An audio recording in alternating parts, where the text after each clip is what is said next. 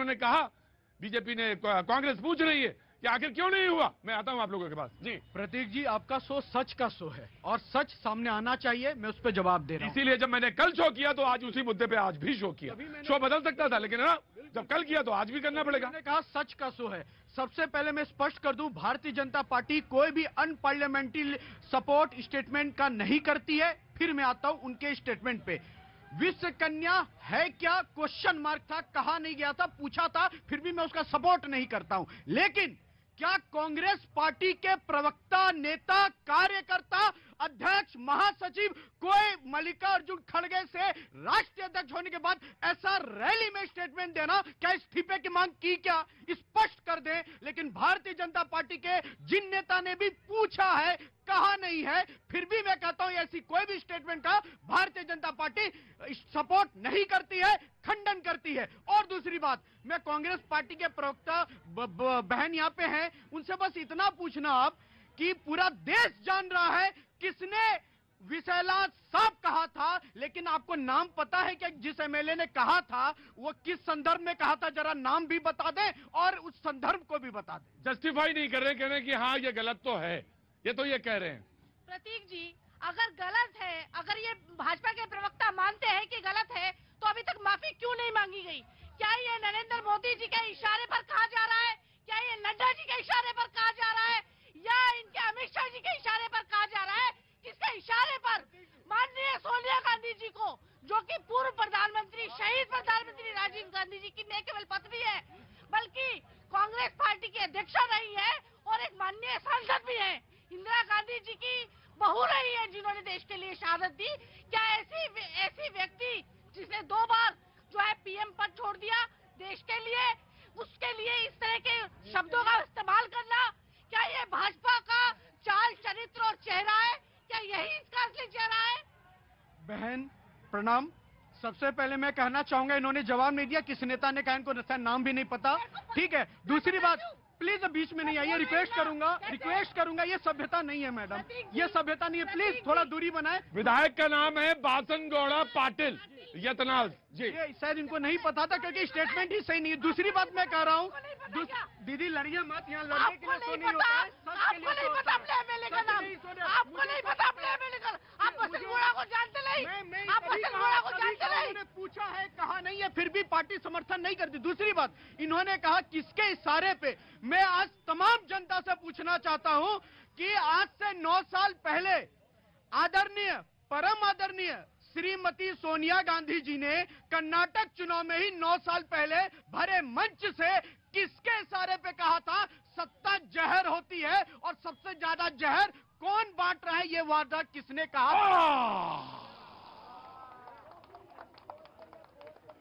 जन्म कुंडली जानते हो? नहीं जानते जन्म कुंडली। Hi, hello, from where you are?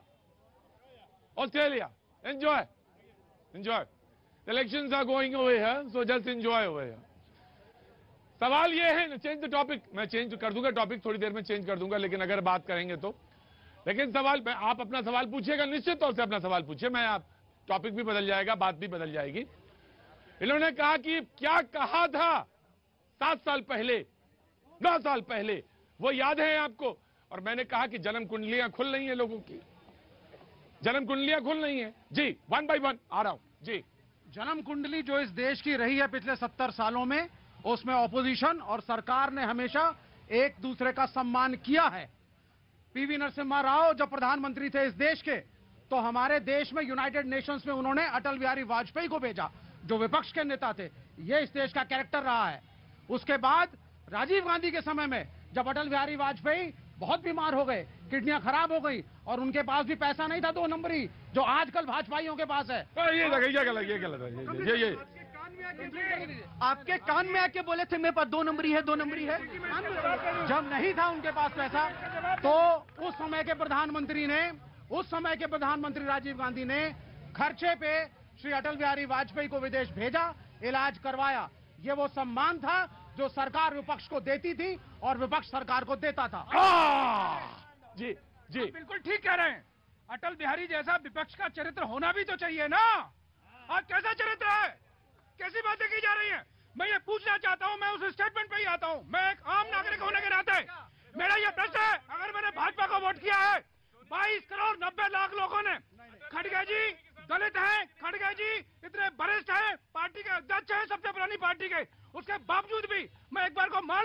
कि नरेंद्र मोदी जी के लिए ऐसा बात नहीं कह रहे हैं, वो कह रहे हैं भाजपा की सोच सांप जैसी है। तो क्या 23 करोड़ लोगों की सोच देश में सांप जैसी है? बोले 23 करोड़ लोगों की सोच क्या सांप जैसी है? कहां से आना हुआ? यूपी में कहां से?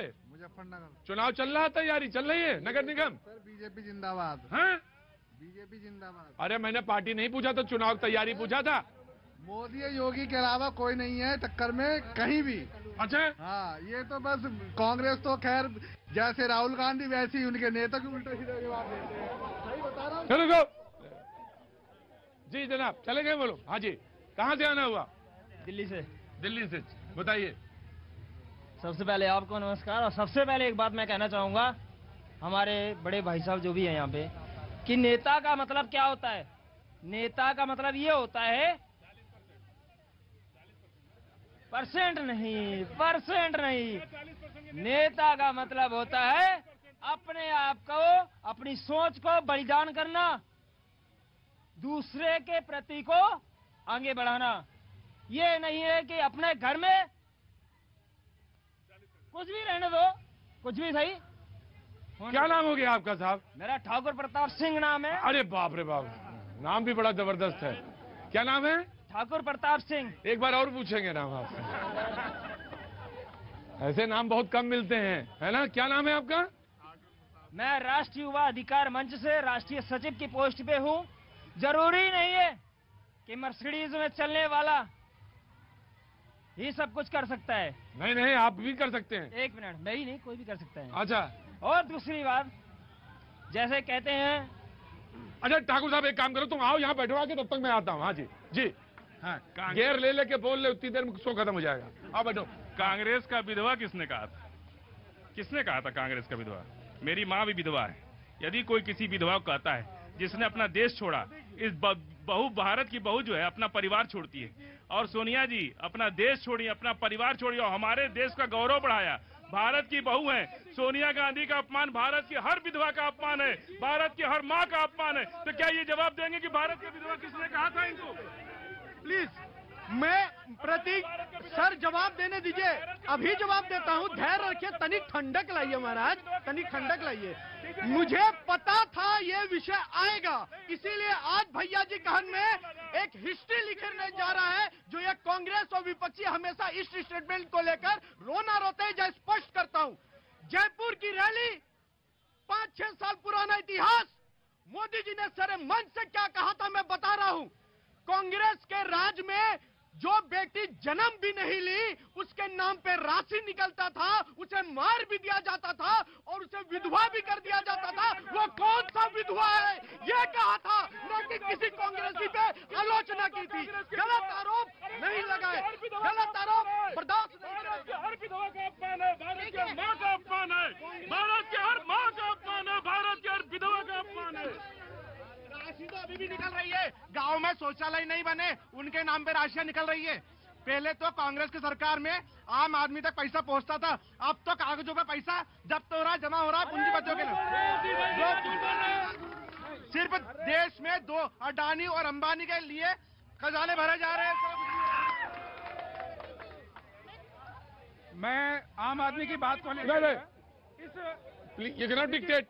महंगाई के दौर में जिन 2 उद्योगपतियों के नाम बार बार चर्चा होती है, अगर तुलनात्मक दूसरे दुकानदारों के, तो ऐसे उद्योगपति अगर महंगाई के दौर में राशन जो सस्ता प्रदान करते हैं, तो आंखें खोलने वाली है कि वो हमारे मतलब जो हमारी मदद कर रहे हैं या हमारा विरोध कर रहे हैं।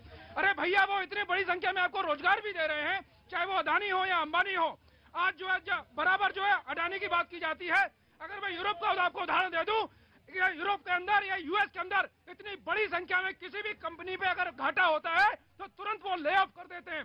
आज तक अदानी ने एक भी कंपनी को ले ऑफ नहीं किया। तो ये क्या मतलब उसको अप्रिशिएट करने वाली बात नहीं है? जी, पहली बात तो कितने शर्म की बात है कि भाजपा प्रवक्ता को पूरी जानकारी ही नहीं है, जो है अनर्गल बयान दे रहे हैं यहाँ पर खड़े होकर। मोदी जी ने साफ तौर पर मंच से कहा था कि वो कौन सी विधवा थी, वो कौन सी कांग्रेस की विधवा थी। सोनिया जी के बारे में आप समझते हैं, आज तक माफी नहीं मांगी गई, आज तक माफी नहीं मांगी गई। मोदी जी ने बोला, भाई एक मिनट रुको भाई, रुको बादल भाई रुकिए जनाब। जनाब आली, प्लीज आराम से, cool down, cool down, cool down, cool down. मुझे आज किसी ने फोन किया कर्नाटक से, बोले आपका शो बहुत बढ़िया शो होता है भैया जी, कहीं मैंने कहा होता है, बोले एक दो लोगों को कर्नाटक भेज सकते हैं। मैंने कहा काहे के लिए? बोले बोलने के लिए वहां की जरूरत है लोगों की। मैंने कहा मैं भेजूंगा, आज ही तय होना है कि किसको जाना है किसको नहीं जाना है। एक को भेज चुका हूं, मैथिल साहब को भेज चुका हूं, वो आज नहीं आए, तो प्लीज बिल्कुल भाषणबाजी नहीं दीजिएगा, बिल्कुल कतई नहीं। प्रतीक जी, बहुत सेंसिटिव विषय है, इसको सामने आने दीजिए। कांग्रेस और विपक्षी अपनी सीमाएं कैसे लांघती है ये देख लीजिए, कहां बाहर खड़े हैं सीमा लांघकर। मैं अंदर सीमा में हूं। दूसरी बात मैं कह रहा हूं, जयपुर की रैली में उन्होंने ये कहा था कि कांग्रेस के वो कौन से लोग हैं जो जन्म भी नहीं लेते, उसके नाम पे राशि गबन हो जाती है, कौन से विधवा हैं, ये कहा था। किसी पे निजी आरोप नहीं लगाए थे, पूरा वेब सीरीज पे, वो वेबसाइट पे, सब पे अवेलेबल। जनाब आली मौलाना, अरे आपकी बात बहुत अच्छी, बहुत डिसिप्लिन में खड़े रहते हैं आप। नहीं, अब क्या करें, देखा देखी पाप, देखा देखी पुण्य जो होता है। नहीं, आप कर्नाटक नहीं जा सकते, आपको यहीं रहना है। नहीं जाएंगे भी नहीं जी। मैं आ रहा हूँ, जरूर आ रहा हूँ, आपके पास आ रहा हूँ। दिल्ली में एक ऐतिहासिक शादी में मैं भी शामिल हुआ था। शादी में? जी, लालू जी की पुत्री की शादी थी। व्यक्तिगत किसी के बारे में कोई टिप्पणी मत करिएगा। बिल्कुल नहीं, क्योंकि मुझे अपने शो में एक बात हमेशा अखरती है कि कोई किसी के बारे में व्यक्तिगत तौर पे किसी के बारे में, हर आदमी अपने अपने स्वतंत्र है। हमसे ऐसी उम्मीद मत कीजिए। मुझे मालूम है आपके, तभी मैंने आपसे कहा। लालू जी की पुत्री की शादी थी 5 सितारा होटल में। हाँ। और वो स्वर्गीय मुलायम सिंह के घराने से था। उस शादी समझ ही गए होंगे। मैं जानता हूँ। मैं उसमें जब था तो मेरी नजर पड़ी, प्रधानमंत्री भी वहां मौजूद। उस समय जो है, अब वो एक्सपायर करके जो देश के राष्ट्रपति भी रह चुके, वो भी मौजूद। और हद तो ये है कि भारतीय जनता पार्टी के वो नेता भी मौजूद जिस नेता को आरजेडी हर मंच पर निशाना बनाती थी। कई ऐसी शादियां भारत में देखी गई हैं भारतीय जनता पार्टी। मैं आ रहा हूं। हाँ, कांग्रेस के नेताओं की, दूसरे तमाम दलों के नेताओं की, जहां ये सभी दल के नेता खूब गले मिलते हैं, एक साथ खाते पीते हैं। देश की जनता देखती है, बोलती है ये वही नेता है क्या? सुनिए, ये वही नेता है क्या? 1 दशक से अधिक हो चुका है चुनावी रैलियों में लगातार भाषाई स्तर गिरता जा रहा। अभी 2024 की बात शुरू हो गई है मार्केट में लगातार। 24 में कौन आएगा, ये आएगा, वो आएगा, उसको पछाड़ेंगे, उसको उखाड़ेंगे, लाएंगे, दाएंगे, लगातार चल रहा। एक भी पार्टी ये बताए, जैसे महंगाई पे बात हो रही है, बहुत महंगाई बढ़ रही है, कोई ऐसी पार्टी है जो एक लिस्ट बनाए कि मेरी सरकार अगर आएगी तो पेट्रोल 80 दूंगा, ये लो लिख के दे रहा हूं, मेरी सरकार आएगी तो चावल इतना दूंगा। मैनिफेस्टो तो हर चुनाव में सबका आ रहा, मगर कोई ये वादा करने नहीं जा रहा है कि महंगाई पे काबू पाने की क्षमता किसी में है या नहीं है। वो देश के सामने क्यों नहीं आ रहा? अभी कुछ दिन पहले ये शो में बोले भाईजान बोले कि 10 रुपए लीटर दूध कर देंगे, ये 20 रुपए लीटर कर देंगे दूध, ये अगर इनकी सरकार बन गई। सुनिए, इनकी सरकार, फिर वही बात आप हमसे पूछते हैं, हम लोगों की क्या औकात है? जो शीर्ष नेतृत्व है, मैं तो कहता हूं 2 धड़ा 3 धड़ा जो भी देश में है, उसको नेतृत्व करने का दम भरने वाले जो चेहरे हैं वो आए, एक विजन डॉक्यूमेंट्स हो फ्यूचर का।